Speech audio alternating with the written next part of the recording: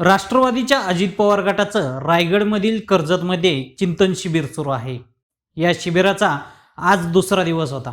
त्यामध्ये अजितदादांनी शरद पवारांपासून तर रोहित पवारांपर्यंत सर्वांवरच टीका केली आहे। यामध्ये रोहित पवारांच्या संघर्ष यात्रेवर अजितदादांनी टोला लगावलाय। यावेळी ज्यांना आयुष्यात संघर्ष माहिती नाही ते संघर्ष यात्रेला निघाले आहेत, गुडघ्याला बाशिंग बांधून फिरत आहेत असं म्हणत अजितदादांनी रोहित पवारांच्या संघर्ष यात्रेवर टीका केली आहे। त्यानंतर आता वाशिम जिल्ह्यातील मंगळूरपीर येथील जाहीर सभेत आमदार रोहित पवार यांनी अजितदादांना सडेतोड प्रत्युत्तर दिले। यावेळी रोहित पवार नेमकं काय म्हणाले पहा।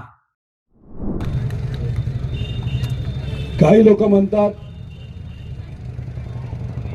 आम्ही संघर्ष करत नाही। तसं बघितलं तर खऱ्या अर्थाने आम्ही खरंच संघर्ष करत नाही, कारण का संघर्ष कोण करतं या महाराष्ट्रामध्ये, तर महाराष्ट्रातली सामान्य जनता ही संघर्ष करत आहे। महाराष्ट्रातले युवा ज्यांच्याकडे डिग्री आहे पण नोकरी नाही ते संघर्ष करत आहेत। छोटे मोठे व्यावसायिक वर्षानुवर्ष तेवढाच व्यवसाय वाढू शकत नाही, कारण का त्या परिसरामध्ये विकास होत नाही, ते संघर्ष करत आहेत। विद्यार्थी संघर्ष करत आहेत, विद्यार्थ्यांचे पालक संघर्ष करत आहेत। आणि ह्या सगळ्यांचा जो संघर्ष तो आमच्या पुढे खूप मोठा संघर्ष आहे। आमची युवा संघर्ष यात्रा फक्त त्या संघर्षाचं एक छोटंसं प्रतीक आहे।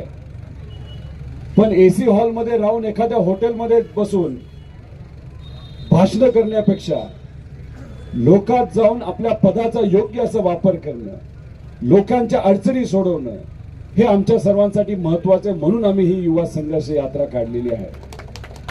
आतापर्यंत चालत असताना आम्हाला सोयाबीनचे शेतकरी भेटले। त्यांनी आम्हाला सांगितलं की आम्हाला 5,000 रुपये परवडत नाही, आम्हाला 7 ते 8 नाही तर 9,000पर्यंत भाव कसा होईल यासाठी तुम्ही प्रयत्न करा। आम्हाला कपाशीचे शेतकरी भेटले, त्यांनी सांगितलं की आम्हाला 7,000 मध्ये कपाशी विकणं हे परवडत नाही, आम्हाला 10,000 11,000 कसा मिळेल यासाठी तुम्ही प्रयत्न करा। आम्हाला हरभऱ्याचे शेतकरी भेटले,